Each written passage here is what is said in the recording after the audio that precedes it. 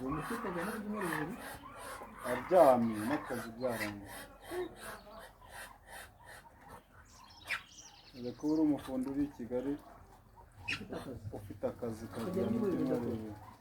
Umugore no mu cyaro n'atari kumwe.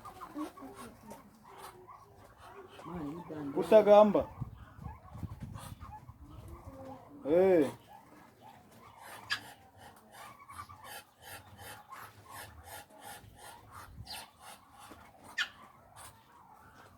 Umudamu yakoresheje.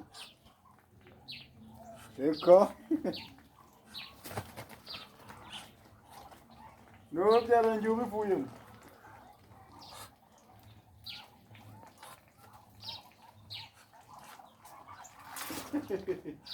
Reka.